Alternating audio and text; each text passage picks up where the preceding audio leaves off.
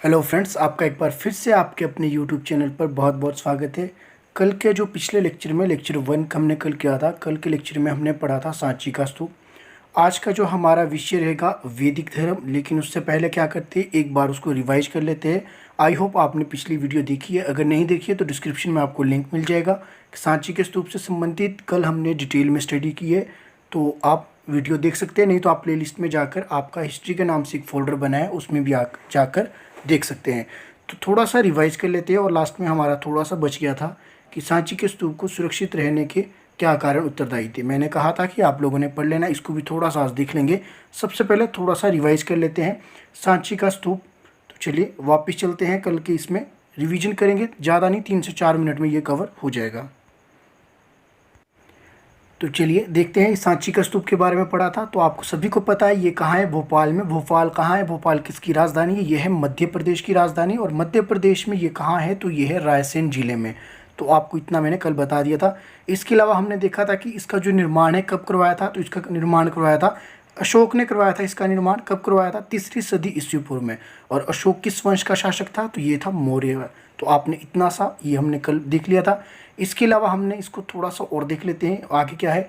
इसका जो निर्माण करवाया था, इसका जो आकार था, इसकी संरचना किस तरह की थी? जो इसकी संरचना थी ये थी अर्धाकार। तो ये भी आपको मैंने कल बताया। थोड़ा सा और मैं आपको डिस्क्राइब करता हूँ। स्तूप क्या होते हैं?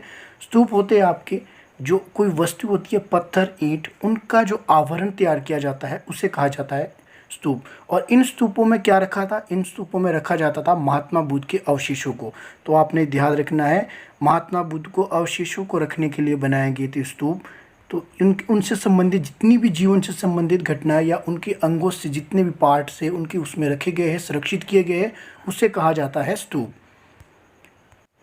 इसके अलावा हमने कल और बात की थी कि महात्मा बुद्ध के जीवन से संबंधित की थी। तो उनका जन्म कब हुआ था? 567 ईस्वी पूर्व। इसके अलावा उन्होंने पहला उपदेश कहाँ दिया था? तो याद रखना, जो पहला उपदेश दिया था वो दिया था सारनाथ में। तो आपने याद रखना, पहला उपदेश सारनाथ में दिया था। अगर आपसे पूछा जाए कि किस भाषा में दिया था, तो उन्होंने पाली भाषा में अपना पहला उपदेश दिया था। कितनों को दिया था? तो 5 अनुयायियों को दिया था। तो ये आपने ध्यान रखना है। इसके अलावा आपको मैंने एक और कल एक बात बताई थी कि जो सांची का स्तूप है 2018 में, इसको कितने वर्ष पूरे हो गए? 2018 में इसे हो गए थे, सांची के स्तूप को खोज करने के बाद 200 वर्ष पूरे हो गए। और उस उपलक्ष्य में क्या किया गया था? भारत सरकार द्वारा सांची के स्तूप को 200 वर्ष पूरे होने के उपलक्ष्य में 2018 में 200 रुपये का जो है नोट है उसको इंट्रोड्यूस किया था। और उस नोट के पीछे क्या कर दिया गया था?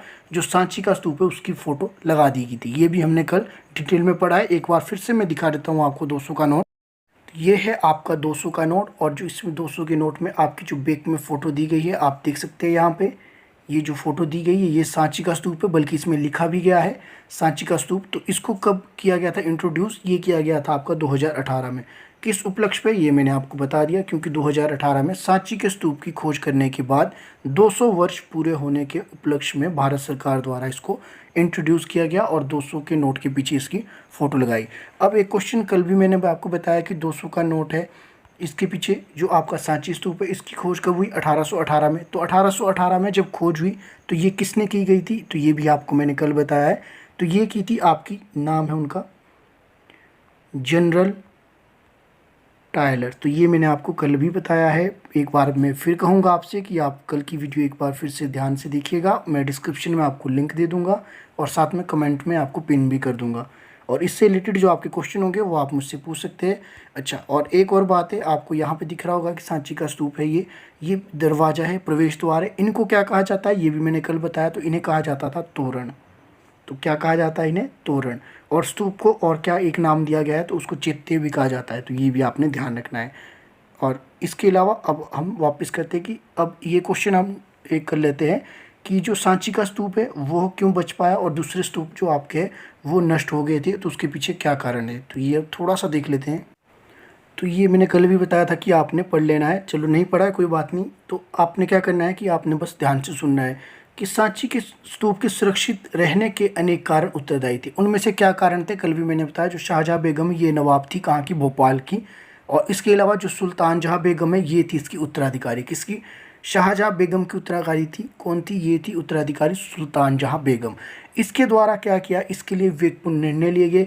और निर्णय किस तरह से लिए गए? इसके संरक्षण के निर्णय लिए गए। संरक्षण के किस तरह से? जो इसकी देख रेख है, इसका जो खर्च है वो किसके द्वारा उठाया गया? तो वो उठाया गया सुल्तान जहाँ द्वारा। और जब इनके द्वारा ये सारा खर्च उठाया गया, और जब एक अंग्रेज आते हैं, और अंग्रेज, उनका नाम था आपका जॉन मार्शल। जब ये अंग्रेज आते थे, जो उन्होंने अपना ग्रंथ लिखा था इसके ऊपर, जिसका नाम है द मॉन्यूमेंट ऑफ सांची। इस ग्रंथ को इन्होंने डेडिकेट किया था, किससे किया था? सुल्तान जहाँ बेगम को। और इन्हें क्यों किया गया था? क्योंकि सुल्तान जहाँ बेगम ने 3 वर्ष तक जब इन्होंने रिसर्च की थी, उसका सारा जितना भी खर्च है वो किसने उठाया था? सुल्तान जहाँ बेगम ने। हालांकि जब इसका जो सर्च कार्य स्टार्ट हुआ था, उस समय जो आपके तोरण द्वार थे, वैसे तो 4 इसके तोरण द्वार थे, लेकिन जब खोज हुई थी 1818 में, तो उस समय तक केवल 3 इसके तोरण द्वार बचे थे। लेकिन उसके बाद क्या है, जो उसके बाद आपका है, जो आपकी सुल्तान जहाँ बेगम है, इन्होंने इसको संरक्षित किया। नीचे आप देख सकते हैं जो ये पॉइंट है, आपको ये 1-2 नंबर में क्वेश्चन पूछा जा सकता है, तो आपने ध्यान रखना है। एक तो शाहजहाँ बेगम और सुल्तान जहाँ बेगम दोनों के प्रयासों से इसको सुरक्षित किया गया। और साथ में क्या है कि एक जो अंग्रेज थे, अंग्रेज इसको क्या है, इसको अपने म्यूजियम में लेना चाहते थे, लेकिन उन्होंने क्या कर दिया था, जो बंगाल की नवाब थी हमारी शाहजहाँ बेगम, इन्होंने क्या किया था, प्लास्टर कास्ट के जो है नमूने दे दिए थे, जिससे क्या मूल कृति क्या है आपकी अपने स्थान पे आज भी बनी हुई है। ठीक है। उसके अलावा स्तूप क्या है, किसी ठेकेदार या रेल ठेकेदार निर्माताओं की नज़र से ओझल है, क्योंकि जो रेल ठेकेदार निर्माता है और जितनी भी आपके कंस्ट्रक्शन वर्क वाले, वो क्या है, इसको उखाड़ के इसके पत्थर ईंट वगैरह लेके वो किसी और काम में लगा देते थे, तो इनकी नज़रों से ये ओझल रहे, जिसके कारण ये सुरक्षित रह पाए आज तक। इसके अलावा और क्या है कि प्राचीन वस्तुओं को अपने देशों में संग्रहालयों में ले जाते थे कुछ लोग, जैसे कि फ्रांस से भी आए थे, ये पिछली वीडियो में मैंने बताया, आपने पढ़ा भी होगा। तो फ्रांस से भी आए, उनको क्या है कि उनको केवल एक नकल दी गई, ना कि उनको ओरिजिनल जो है कृतियों को उनको संरक्षण करने के लिए उनको दिया गया। तो ये कुछ कारण थे जिसके कारण कि ये आज भी ये सुरक्षित है। ठीक है, तो इसके पीछे आपने देख लेना, ये रीजन आपको मैंने बता दिए। तो आज हम डिस्कस करेंगे वैदिक धर्म। तो स्टार्ट करते हैं। वैदिक धर्म की बात करेंगे आज सबसे पहले। तो वैदिक धर्म है आपका, ये स्टार्ट होता है प्रारंभिक वैदिक काल, आर्यों के आने से ये संबंधित है। जब आर्य आए थे, तो अगर बात की जाए तो इसमें हम पढ़ेंगे आर्यों के धार्मिक जीवन कैसा था। इस संबंध में बहुमूल्य जानकारी कहाँ मिलती है? ऋग्वेद में। लेकिन इससे पहले आपको पता होना चाहिए, जो आर्य आए थे, आर्य कहाँ से आए थे? तो आर्य आए थे आपके मध्य एशिया से। तो ये आपने ध्यान रखना है। आपसे कई बार क्वेश्चन पूछा जा सकता है कि आर्य कहाँ से आए थे? तो आर्य आए थे मध्य एशिया से। और इनके विषय में जो जानकारी का बहुमूल्य स्रोत है वो क्या है? आपका ऋग्वेद है। ऋग्वेद क्या है? ऋग्वेद आपका जो वैदिक धर्म में, वैदिक धर्म का एक ग्रंथ है ऋग्वेद। अब आपको मैं थोड़ा सा और एक्स्ट्रा बता देता हूँ। जो वैदिक धर्म है, इसके 4 ग्रंथ है, ऋग्वेद, सामवेद, यजुर्वेद और अथर्ववेद। इन 4 में से एक है आपका ऋग्वेद। ऋग्वेद की बात करते हैं, थोड़ा सा ऋग्वेद के बारे में भी देख लेते हैं। जो आपके चारों ग्रंथ है, उन चारों ग्रंथ में सबसे पुराना कौन सा है? वो है ऋग्वेद। तो आपने याद रखना, जो चारों ग्रंथ है, चारों वेदों में सबसे पुराना वेद, सबसे प्राचीनतम वेद है आपका ऋग्वेद। इसके अलावा अगर बात की जाए तो ऋग्वेद के जो संकलन है उसकी बात की जाए, 1500 से 1000 ईस्वी के मध्य का इतिहास बताया गया है हमारे को। आर्यों के बारे में, आर्यों के धार्मिक जीवन के बारे में पढ़ेंगे इसमें हम। तो इसमें हम 2 पार्ट में इसको डिवाइड करेंगे। एक देखेंगे हम इसका ऋग्वेदिक पीरियड, और उसके बाद देखेंगे उत्तर वैदिक। तो आपने दोनों देखना है, ऋग्वेदिक, और जब ऋग्वेदिक काल के जब ये अंतिम चरम पर था तो उसको कहा जाता है उत्तर वैदिक पीरियड। 2 पार्ट में इसको डिवाइड करेंगे। ऋग्वेद के बारे में एक और एक्स्ट्रा फैक्ट मैं आपको बता दूं, जो आप गायत्री मंत्र का उच्चारण करते हो वो कहाँ से लिया गया है? तो वो ऋग्वेद के 3रे मंडल से लिया गया है। ये आपने ध्यान रखना है, ऋग्वेद के 3रे मंडल से लिया गया है आपका गायत्री मंत्र। और किसको समर्पित है? ये सूर्य देवता को समर्पित है।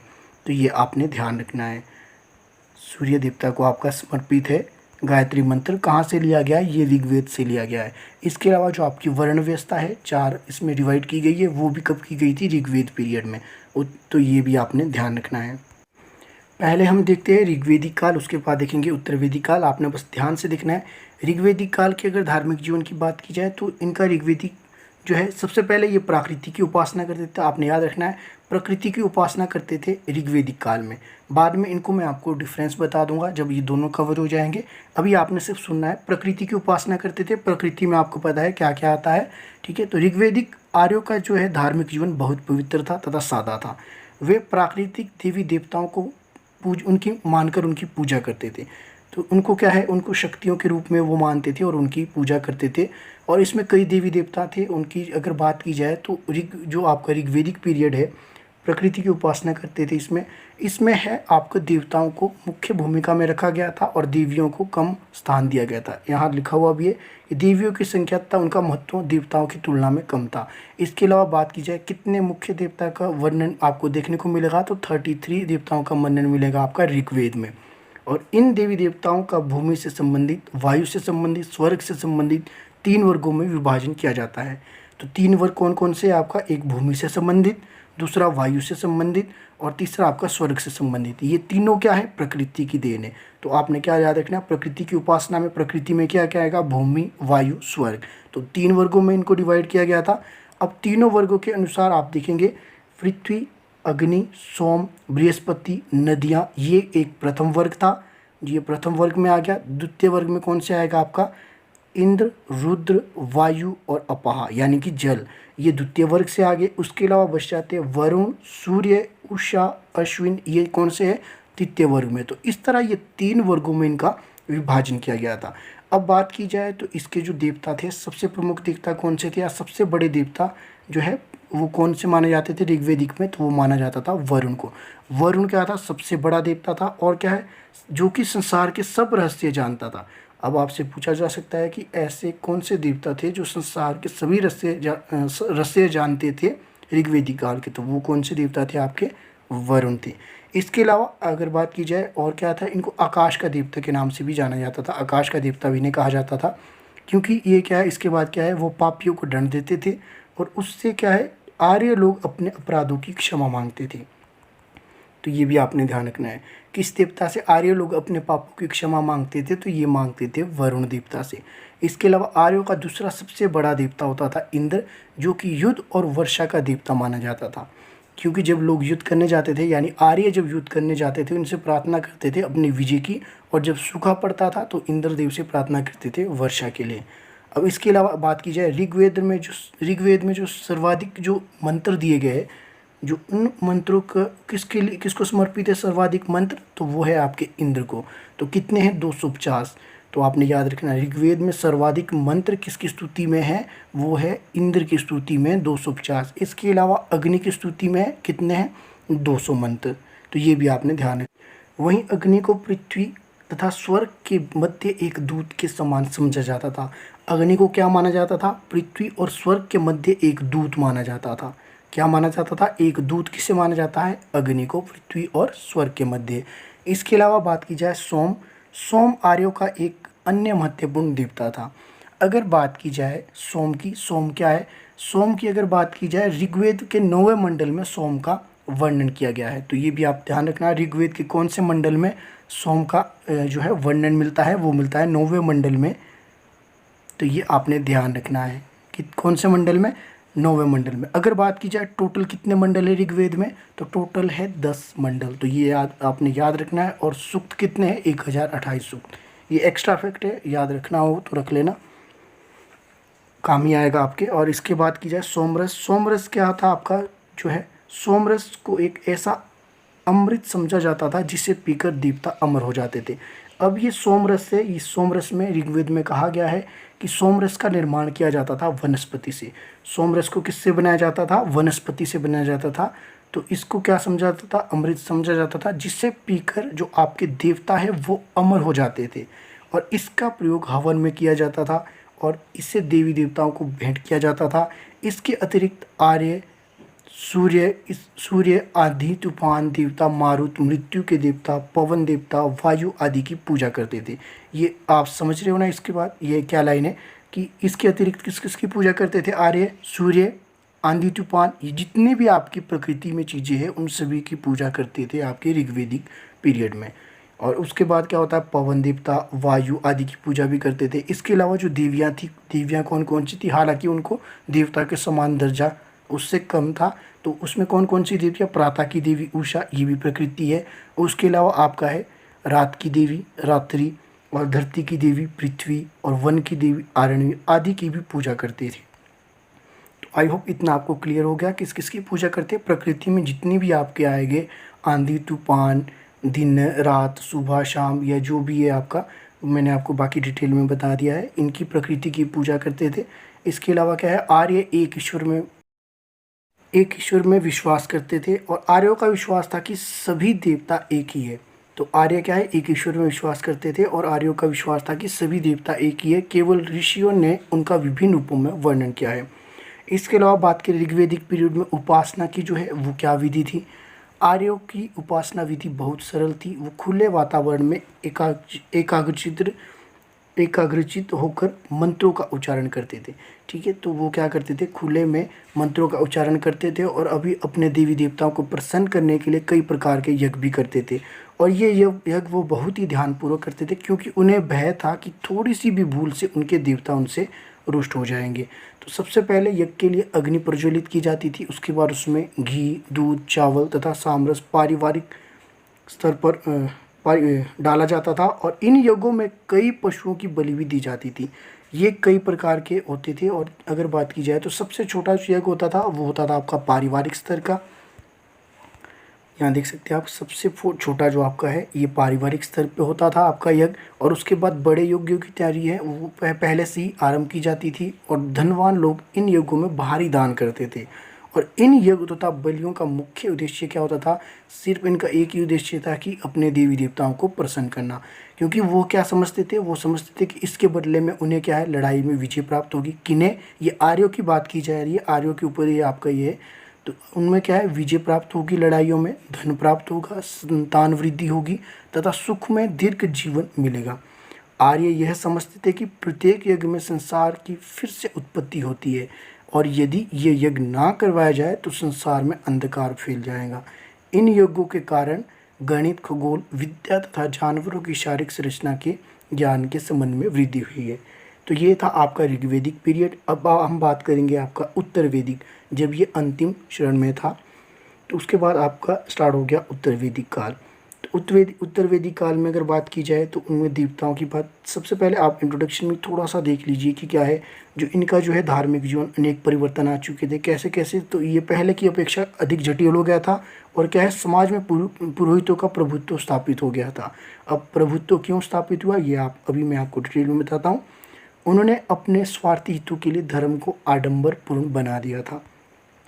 चलिए, इसमें जो है आपके, हमने पीछे पढ़ा ऋग्वेदिक पीरियड में आपका वरुण देवता को प्रमुख माना गया, लेकिन इसमें क्या है, इसमें आपके नए देवता आ गए, है ना। पूजे जाने वाले देवी देवताओं का महत्व कम हो गया कि ऋग्वेदिक काल में। ठीक है, ऋग्वेदिक काल में थे वरुण और इसमें जो है उनका स्थान किसने ले लिया, प्रजापति ब्रह्मा को अब क्या है सर्वोच्च स्थान पर माना गया। उसके बाद क्या है, प्रजापति जो ब्रह्मा है उन्हें संसार का रचयिता माना गया। और दूसरा स्थान जो आपका ऋग्वेदिक पीरियड में था, ये साथ साथ मैं आपको डिफरेंस बता रहा हूँ ताकि आपको समझ अच्छे से आ सके, तो आपने ध्यान से सुनना है। तो उसमें क्या था, दूसरा स्थान किसको दिया गया था, इंद्र को दिया गया था। और यहाँ दूसरा स्थान किसे दिया गया है, विष्णु को दिया गया है और उस संसार का पालक और रक्षक माना गया है। तो आपने याद रखना है, संसार का पालक और रक्षक किसे माना गया है, विष्णु को। ये थे आपके उत्तर वैदिक काल के देवता। इसके अलावा जो आपका है राम और कृष्ण आपके किसके अवतार माने गए हैं, तो विष्णु का अवतार माना गया है राम और कृष्ण को। तो ये भी आपने ध्यान रखना है। तीसरे देवते के रूप में जो मुख्य स्थान दिया गया है वो तीसरा देवता था शिव को माना गया है और उससे संसार को नष्ट करने वाला माना जाने लगा उत्तर वैदिक पीरियड में। इस काल में क्या है, त्रिवेद के सिद्धांत का प्रचलन हुआ।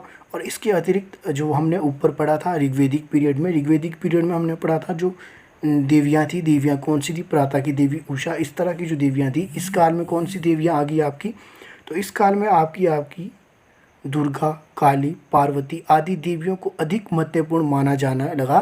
किसकी अपेक्षा, ऋग्वेदिक काल की अपेक्षा इसमें अधिक महत्वपूर्ण स्थान दिया गया देवियों को। और इस काल में देवी देवताओं की जो है मूर्तियां बनाकर उसकी पूजा आरंभ की गई। ऋग्वेदिक पीरियड में क्या किया गया, ऋग्वेदिक पीरियड में प्रकृति को खुले में जो है उनकी आराधना एकाग्रचित होकर उनकी क्या है मंत्र उच्चारण किए जाते थे। लेकिन जो उत्तर वैदिक पीरियड में क्या है, देवी देवताओं की जो है मूर्तियाँ और बनाकर उनकी पूजा आरंभ की गई। तो ये भी आपने ध्यान रखना है।